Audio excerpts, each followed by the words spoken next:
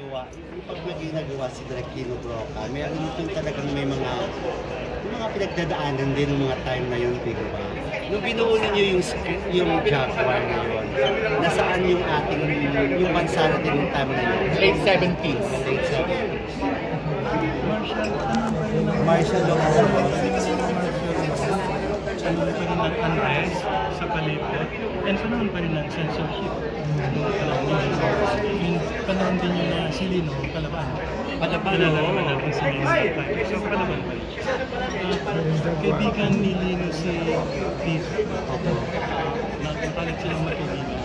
So si Pete ang pinuntak ni Lino para gumawa ng Jaguar.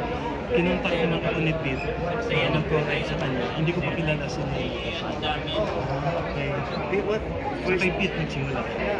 First time niyo po yung mag-work kay Lino? First time ko kay Lino, first credited script ko yun. Before that, dalawa yung uncredited ko. Ito yung first credited ko. Kay Pete, First time din tayo nagtulungan. first time tayo and si Pete, first film niya I did. First film niya. Pero matagal na kaming magkaibigan. Matagal na tayo magkaibigan. Naging editor ko si Pete dati sa Filipino Free Press. And then naging kasamahan ko siya sa Asia Philippines Leader kung saan dito siya sa Nicotin that time. And then nagkaroon kami ng midweek pa or what, na-editor ni si Pete. Okay na yan. Stop niya. Sir Pete, saan niyo binasa yung kwentong yun?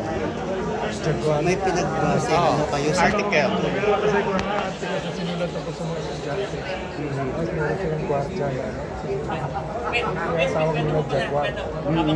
Jaguar ang tawag sa gwardiya. Yung security guard ng eskwelahan. Kung minsan, nagtatakbo sa kanila, napalirap sa kanila. Jaguar. Kung minsan, kumakampi sa kanila. Tapos nung Tinutulungan sa kanila. Kakabit nung sinabi ni Pete, may article si Nicodino important. May pinag-ibig sa may article doon na The Boy One Society. Yun yung tinutukoy niya ng mga kabataan na delinquent at that time. Delinquent. Gusto naman niya. So nang malapit na, nanggaling din yung na totally nabago na kasi mga kabataan niya hindi bagay kay Philip Salvador at that time. So naging guardian.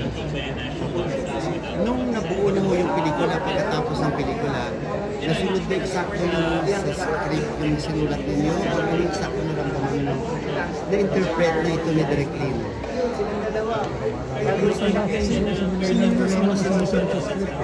Sumusunod talaga. Sinilo, magpasisiya. Nagsabay kami ng storyline. Mag-suggest yung tapos gumawa ng sequence kaya pag nag-start kami, halos yun na. Pero pag nakarating kami sa Lino, halos wala na siyang pinag-start sa Lino. So kayo na ipalalabas sa At ngayon. nag-can siya, di ba? Nag-can na ano, isa sa... Oo. Nag-can ng Pilipino na nag-compete. Oo, sa can. Si Amin. Si Carmen Jaguar. I think Amin was a Siya mas na maraming naalala sa akin. Opo, Sir Pete. Pero ngayon na, ipalalabas na 2025 na after how many years.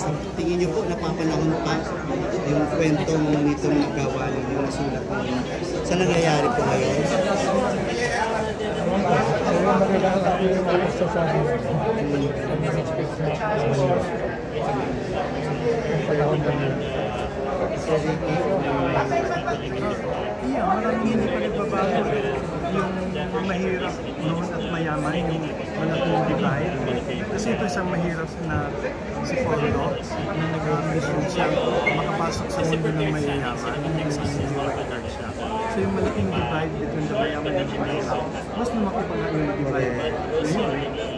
Yung paghihirap ng mga mahirap na tao, pangangarap ng kasi na Paulo, andun pa rin yun.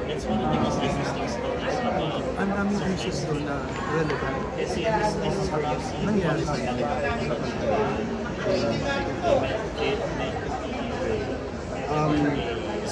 So, ano po ba ito? At ito palalabas sa panahon ngayon, ano bakit pinakamensahe ng movie sa pinagdadaanan natin ngayon?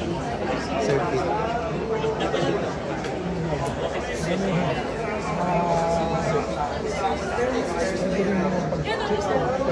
Maniwala at sa gwardiya. Hindi sila necessarily against sa mga estudyante.